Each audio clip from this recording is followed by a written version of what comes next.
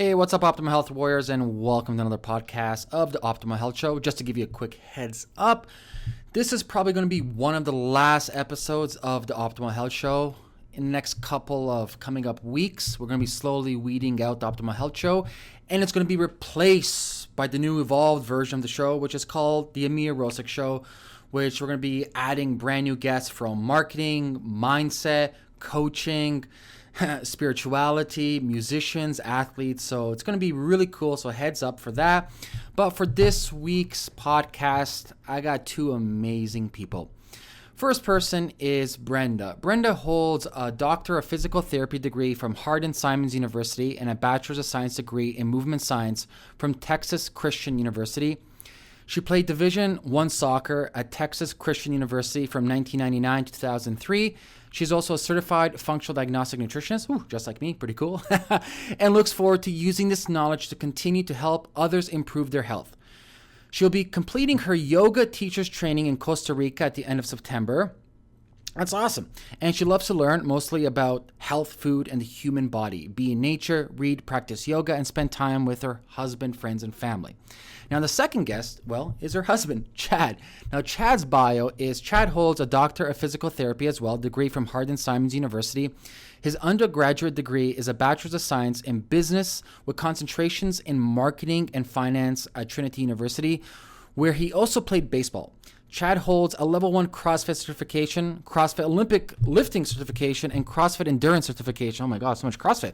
He is currently pursuing his Level 1 coaching certification on Optimum Performance Training. He enjoys good food, lots of meat, lifts heavy things, runs fast, yoga, and chilling on the patio. Awesome. So guys, Optimal Health Warriors, this podcast, we're going to be talking about the dangers of sitting. That's why, guys, got you the best guest possible for this. See, there's a saying going around, sitting is a new smoking, which I agree, But however, we're not going to tell you to stand all day. No, see, standing in one spot is not really the most optimal thing to do. So what is a person supposed to do? That's why I got Brenda and Chad on the show. We're going to be rocking on some awesome things, chairs to use, pillows to use, footwear to use, joint mobility to use, talking about special programs you guys can get. So the show is awesome, jam-packed, not too long. I know you guys are going to enjoy this. However, before we actually jump into today's show, one huge favor I have from you, Optimal Health Warriors. If you haven't already, head over to iTunes and leave a 5-star review. The more reviews we have, the more people we can help worldwide. So, Warriors, without further ado, please sit back and relax and enjoy today's amazing podcast with Brenda and Chad.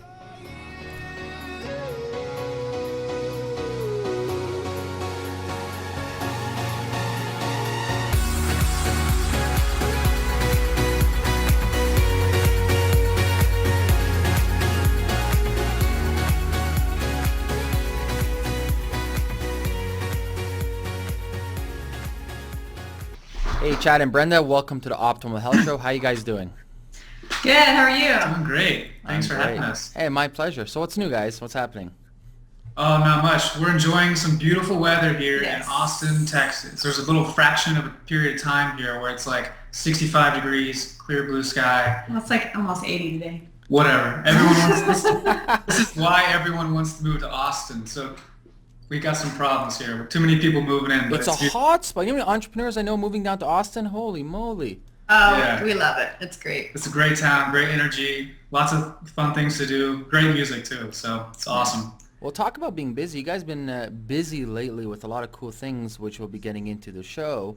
However, the reason why I have you guys on here today is we're going to be talking about the evils of sitting and to really kind of like dig in deep, because in today's times, people like to paint things black and white. It's like sitting's evil and standing's the best. Or, low carb's the best and high carb will kill you or something like that. It's very black and white.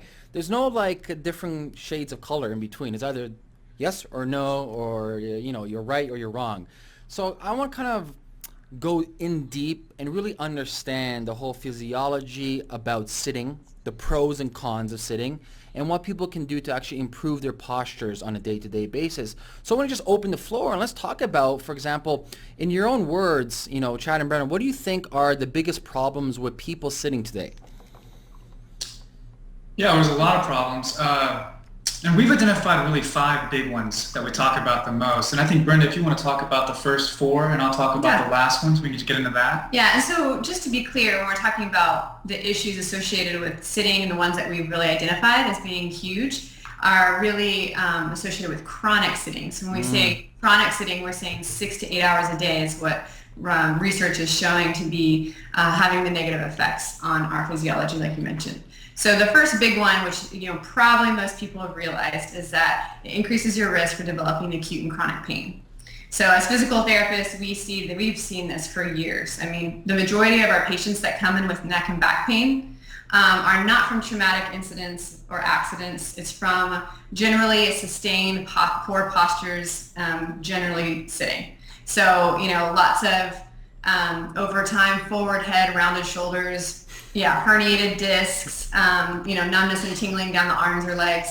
So, most people can probably attest to if they've sat for 8 hours, their body just doesn't feel good. The second big one that we see a lot in our practice as physical therapists, and we see the aging body, is a decline in functional mobility. So when we say that, a lot of times, or what happens when we sit in this sort of forward head, rounded shoulder posture, day after day, year after year, we actually begin to lose our ability to raise our arms over our head. We see the elderly population, are unable to reach their head. They're so kyphotic, which is a rounded upper back, that they have a hard time lifting their head up, reaching in overhead cabinets, and then they begin requiring use of a cane or a walker at a much earlier age, because as they begin to hunch forward and they can no longer get up, they lose their balance at an earlier age. So we've seen that quite a bit year after year in our practice. The third big thing with chronic sitting is what a lot of the research is coming out lately, is increased risk of developing a chronic disease condition. So those are obesity, type 2 diabetes, some cancers, and heart disease, which are some of the biggest killers in our country right now. So a lot of the research is showing that connection as it being one of the big risk factors associated with those diseases. The fourth is an increased risk in mortality, so dying at an earlier age, and that's some of the research studies are looking at that. And then the fifth, we'll let Chad. Yeah, the fifth is, to me, what is the most fascinating is that the positions that we put ourselves in can affect our physiology, so it can affect our hormones as well as our emotions and how our behaviors are. So if you ever checked out that Amy Cuddy TED Talk, it's fascinating, but she and her team from Harvard basically found out that if you display powers of upright position, you're going to improve your ratio of testosterone to cortisol. So your testosterone will go up, cortisol will go down. And if you're kind of in that poor puppy dog slouch posture, the opposite happens, right? So cortisol goes up, testosterone goes down. So just from a hormonal standpoint, we know that our positions can affect our physiology. And that's just in as little as 2 minutes. And this also affects our emotions as well as how others see us. So how impactful you are on people. So they had some studies where they had people display these upright powers and then go give a talk. And then people in the audience would grade them on how influential they were on them. And then they would have them display poor postures before they would go out. And those people, of course, were less influential. So this is very significant in terms of our behaviors, our outcomes, how others see us, how we see ourselves, and our hormones. So all of that has to be considered when we're looking at this whole issue that we're talking about. Well, if we look at like humans, before even verbal communication, it was all body communication. If you ask linguistics and they're trying to figure out where actual language comes from, it comes from dance, body movements. Yes. Right? Expression. Right. Yeah. Right. And so it's super important then that you present yourself in a way that you can communicate on a subconscious level, because consciously people aren't aware of this. They don't think so that maybe you standing proud with your chest protruding out may get your message across. Consciously they're not aware of it, but subconsciously it's hitting them. right away. Right, right. And that's such a great point. So we often talk about when patients come in the clinic and they'll have this neck pain, back pain, or shoulder pain, they'll sit on our table and they'll just kind of be like this. And they're slumped over with their forward head and rounded back and shoulders forward. And they're like, I have the most excruciating headache and I cannot get rid of it. And we just kind of sit there and we're like, why do you think that is? And they don't know. They think they just haven't made that connection because they're unaware that their position is affecting how they feel. And that's one of the things we try to do is wake them up through corrective exercises and get them feeling what an upright posture, what a good alignment can feel like, and then help them notice things around that. Do you notice that your headache's gone, or do you notice that your neck pain or back pain is gone when you stand or sit in a better position? And that's such a big thing, and not a lot of people are aware of it. Now, you mentioned earlier, I think it was the fourth point or the third point, that sitting for a prolonged period of time may cause inflammation in the body. What's happening there exactly? Yeah, so a lot of the research studies are showing that there's physiological changes that are occurring in the body when you're stagnant. So we identify, two main issues that we are covering when we're trying to cover this problem of sitting. And one of the main issues is stagnation.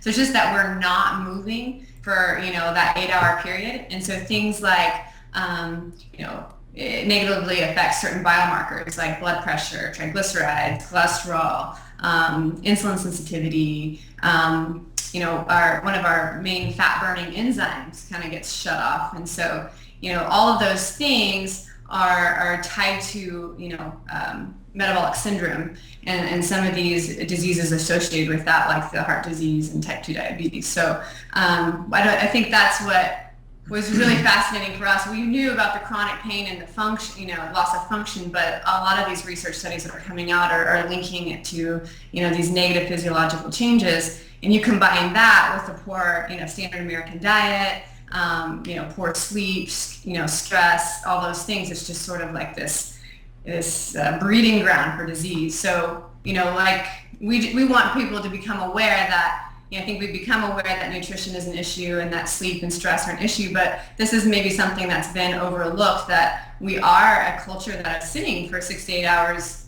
every day, day after day after day, and that there are implications.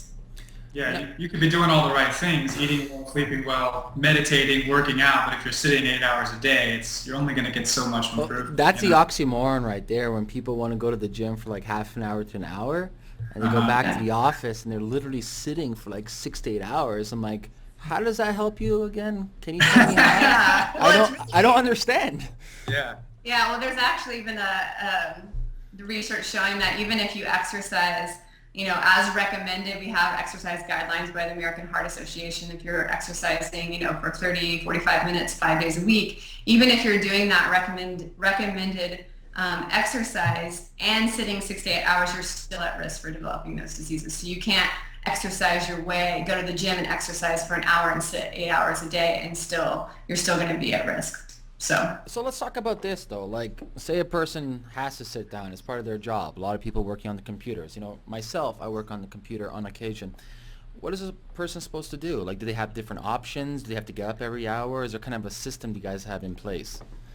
Yeah, that's exactly what we've created. So our book, The Sitting Solution, essentially is an exercise program that people can do throughout the day while they're in the workspace, which is where we really feel that's where it has to happen the most. We can talk about choosing better positions when we're sitting, or ergonomics, or stand-up desk, or treadmill desk, and all that, but there's other issues that we really have to consider. So we really view two obstacles in the way in terms of our sitting problems. So one is that of stagnation, which is what Brenda talked about earlier, which is in large contribution to all those chronic diseases that we're having that's changing our physiology. And the other one is adaptation. And this kind of just goes beyond just sitting alone, but really how we are now living as a culture with all this technology that has us looking down at our phones, on iPads, and driving in our cars, and then we sit in front of the computer. And then even when we exercise, sometimes we go and do sit-ups and kind of that flexion position, or ride on a bike. So our bodies are really changing. And when we think about adaptation, a lot of people think of that as always a good thing, but it's not always a good thing. So, if I go to the gym and work out and I get stronger bones and more dense muscles and all that,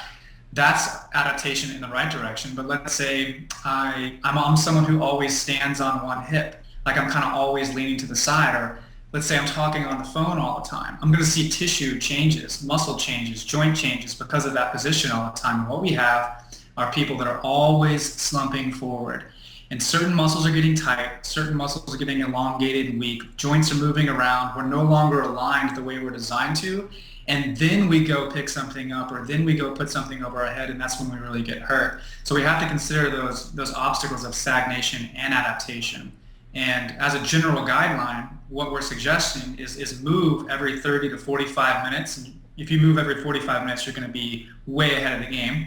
And then when you do move for a period of 2 to 4 minutes in very specific and intentional directions to combat this forward flexion-based position that we've been spending so much time. So what do you suggest then, like for example, you just said every half an hour to 45 minutes, or like, let's round it out to an hour, right? Would you suggest then for that 2 to 4 minutes of moving, people do something like a joint mobility type of exercises? Right. Exactly. So like really understanding, and that's what we've kind of identified in our book, from head to toe. When you're in the position, the typical, sitting position that occurs when you sit for prolonged periods of time, what's happening to the muscles and the joints from head to toe, and then working on, stretching what's tight and strengthening what gets weak and shut off, and mobilizing the joints that get restricted. And so, taking little, 2 to 3 exercises in that 2 to 4 minutes segment, and performing those throughout the day, so that you address that issue of adaptation. So it's just a little bit of work, but a huge payoff, long term, because preventing this forward head, this, you see it, you walk around, you see people there, and then it just gets worse over time. We have these few little exercises that if you perform them, we kind of like to call them our spinal hygiene exercises. You're just doing them throughout the day, but I mean, the payoff is huge as far as, your mobility in your spine, and you'll be able to stay upright, long term. The Russians have a similar system for like athletes. It's called greasing the groove. Grease the groove. So that Yeah. So since we started this whole blog world and writing and doing all that stuff, that's how we approach our training now. So we'll get up every couple hours and go to the gym, and we're crazy about kettlebells lately. So we'll do a lot of double kettlebell work. We'll do some squats and presses and cleans. They're only short 3 or 5 minute workouts. We don't really warm up for them because the movements are a warm up in essence. And then we'll just get back to work, and we're not getting too sweaty or anything like that. And it's a great way to move throughout the day and prevent stagnation and adaptation from happening. Are you guys familiar with the work? There's a woman, very old school though. She did work with NASA. She's Scottish, and she was looking at the work, or she was studying astronauts in space for the lack of movement.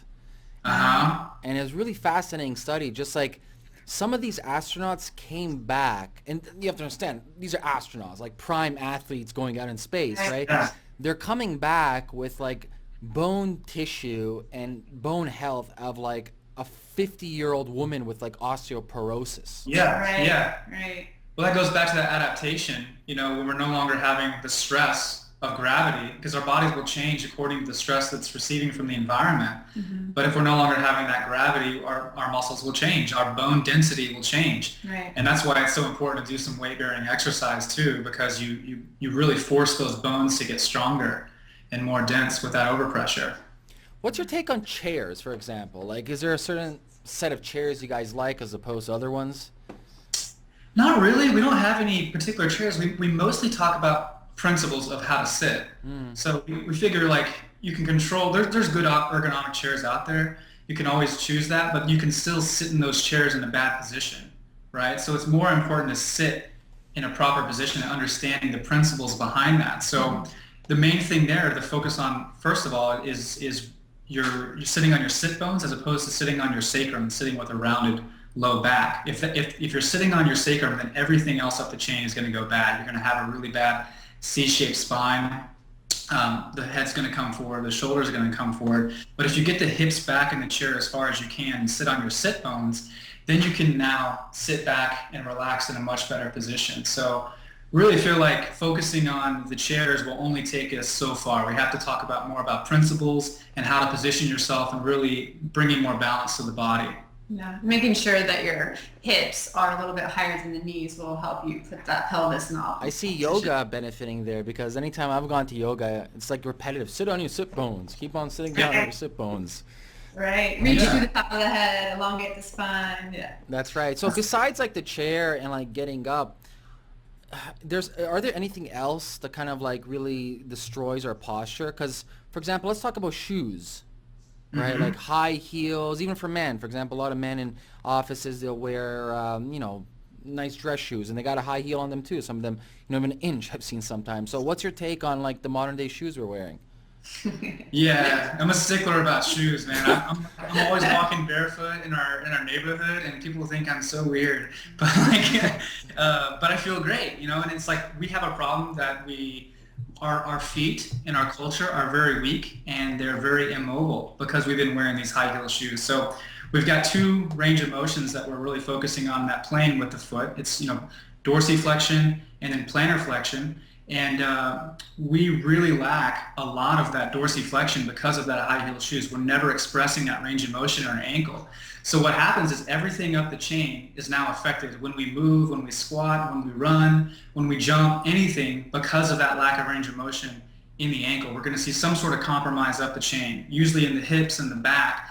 The alignment of the pelvis is going to tilt out of its natural neutral position because of that. So it's a big deal, and women will spend a lot of time in high heel shoes and walk, and you'll notice that they have this anterior tilted pelvis and this compression on the low back, and it's causing them a lot of pain, but they're not quite making that connection that we were talking about earlier. So shoes are definitely a big deal, and it's one of the things that we try to get people to focus on in our program is to do some things that can bring more range of motion, mobility and strength back to your feet, because it's so important.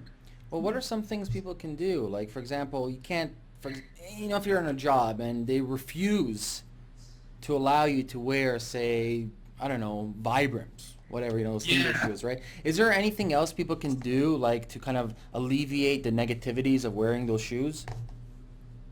Yeah, definitely. One is to wear more flat-heeled shoes. They do make shoes that aren't elevated. Right. And like Brenda usually wears these. They look really. I don't know what they're called, but none of her shoes are really elevated. They're like flats for. Nice dress shoes that are flat for women if you're in the workspace and you have to dress up, and even going just back to moving. Every couple of hours in particular directions. Like in our program, we do some ankle mobility work. So even if you were wearing some shoes, try to get the flattest, heels, flat shoes for women and same for men, but also, being aware that, hey, over time, I'm going to lose my dorsiflexion and that can affect my back and my spine. So I'm going to spend a little bit of time working on dorsiflexion mobility and strengthening you can do that in the workspace with some of the, simple exercises that you're doing in 2 minutes, So just having the knowledge of what happens to the body typically in the workspace or in that sitting position, and then offsetting that and being able to do that if you are one that's chronically sick, it's gonna be hugely helpful. What's your guys' thoughts on? I'm not too sure if you're familiar with this, but I've gone to a bunch of these like health expos in my life, and there's always these chiropractors. I'm blessed. I have a really good chiropractor. However, there's these chiropractors I see. I'm like, whatever. Let me go screw around with them and see what it's all about. And they put you on this. I want to say a machine, but they got like 2 scales, and they have like this weird thing, and like, there you go, Ameer, your left shoulder is kind of lower. So I don't know if you guys have seen that before, and like, there's more weight on your right side than your left side. I don't know what's your guys' take on that. Yeah, I think there's some truth to all that. My first job was actually with 3 chiropractors, and it was great because it exposed me to this whole other side of the musculoskeletal world that I wasn't exposed to in physical therapy school. So, our alignment is so important, and with those tools that you can really pick up on things where people are putting more weight on one side than the other, or they're leaning forward more than they are back, and there's not an even distribution of weight coming up, or they're raising their shoulder. And those really are the issues that need to be addressed. Some people can correct that with exercises. It's a tool that helps people kind of see things objectively. What comes down is what are you going to do about it, though? Yeah, I think always going back to even when we're doing exercises and we're trying to figure out, what the problem is, why somebody has, radiating arm pain or leg pain. And you're doing the treatment, like you're doing the mechanism that the chiropractor has, and they're fixing the alignment. But generally, it always goes back to sustained positions and repetitive movement patterns. So if you don't go back to your daily life and go, okay, Ameer, like what are you doing day to day? Like, are you are you holding the phone always like this, within your ear, or are you always holding the baby on one side? Like going back to those things that you are doing throughout the day and fixing those movement patterns or sustained positions will ultimately, help you completely resolve that issue. Because if you get that, adjustment, you can continue to go back to the chiropractor and get adjusted, but then you go back and hold the baby all the time on the hip, then, you're not going to completely resolve that issue. What would you say are some like hidden signs and symptoms that people might be experiencing that might be caused from sitting too much? So they may have these signs and symptoms that they don't connect the dots. So maybe you can kind of shine some light on that. Sure. Like I think, starting from the top, just some tension headaches. So headaches that sort of, start back here and kind of radiate. Large trigger points back here in the upper traps and levator. A lot of the big knots. Everyone has those big knots in their neck. They go to massage therapist and they feel better, but they continue to come back and be painful. Shoulder impingement. Yeah. That's a huge one because we're always kind of leaning our shoulder blades forward and that ball and socket just slams on the front part. So people are really experiencing a lot of problems there. Just with sitting in general, a lot of women especially seem to have a lot more carpal tunnel problems because they're always sitting with a flexed wrist in that position, radiating pain down the arms and legs because of sitting. So, when we're always flexing our spine in that C-shaped position, we encourage the nucleus of our disc. We have a nucleus and around that annulus to start moving in an opposite direction. And that starts pressing on a nerve, and that nerve refers pain down our arms or our legs. So that's a huge one. I mean, back pain's like $100 billion problem in this country, but it's not because we're like deadlifting 500 pounds or getting in car accidents. It's because we're sitting all the time. Our bodies are getting molded in that position, and then we go lift something like a pot, a plant or something. And yeah. So people will say it's the plant, man, or you should lift things up. And it's like, that's not it at all. It's how you did it, and it's why you weren't able to get in a good position because your body was already adapted in a negative way. Yeah. But generally just, all the stagnation, it contributes to a lot of the inflammation we have, the arthritis that we have. We're not moving, we're not contracting muscles and pumping fluid around like we're supposed to. So it's kind of like eating, right? You can trace eating back to a lot of the problems that we have. You can trace sitting and stagnation back to a lot of the problems that we have, but we don't quite see it. But if we address it, we can fix a whole lot of problems here. What's your take on sleeping positions? Are people like sleeping in wrong positions? Yeah, I think that, especially people that sleep on their stomachs can have, some issues with their neck and their shoulders. I mean, going back to, remaining in sustained positions, poor positions for any period of time can negatively cause adaptation. So you can think of laying on your stomach with your head turned to one side and arms up. You can really create issues in the neck, tension in the neck. You can, people wake up, with that crick and they can't move their head, they can't move their neck. We recommend, we both have body pillows. So we sleep on our sides with a body pillow between the legs, and then, hugging the body pillow so the shoulders in neutral position. But that just helps to keep the spine in alignment. And we have a nice contoured pillow that helps keep the neck in a good neutral position. Because if you're in a sustained position for hours, you want all the joints of your spine and your extremities to be in the most neutral position versus extremely, flex or extended or shortened. So yeah, I think side sleeping, and then sleeping on the back with maybe some pillows under the knees is also a way to unload the spine a little bit. But we like to sleep on the sides and recommend that. Love body pillows. Body pillows, yeah. So they go right between your knees, body pillows? Well, it goes so it's a long pillow, so it goes all the way down, all the way down to your feet, and then it goes all the way up to your chin, so you can hug it and keep your shoulders. Yeah, and you can put it between your knees so that a lot of times when you don't have it between the knees and you cross your legs over, you're going to have your spine rotated or your hips in a certain position for 8 hours, and you can wake up with shortening adaptation that's occurring from sleeping in a poor position as well. Yeah. Now you're mentioning earlier though at the office, taking a break every hour, doing maybe 2 to 4 minutes of the specialized mobility. If someone doesn't have, for example, the luxury of doing these types of mobilities at their workplace, is there anything else that they can do? Yeah, well, I think I wouldn't give up on that just yet, because we wrote a program, because we wrote 5 different programs. We try to think of every possible workspace scenario that people would be in, right? So some people are in cubicles and they have very limited space. They're not able to go on the floor. There's no room for equipment. So we wrote a program for them that they could still do. It's still, you can still do some corrective exercises. We do a lot of things with resistance bands, a lot of these spinal hygiene things that we're talking about. You can still sit and stand from a chair to get some blood flow going. But we also created some programs for people that are traveling all the time. So people that are forced to be in a sustained sitting position for 3 or 6 or 10 hours. What are you going to do after that? And we have a routine that you can do to kind of unglue a lot of the negative effects of sitting sort of in a short, condensed period of time. And actually, I did a YouTube video called How to Hack Your Mobility in 1 minute. So if you go to Sitting Solution TV, you can get an idea of what that looks like.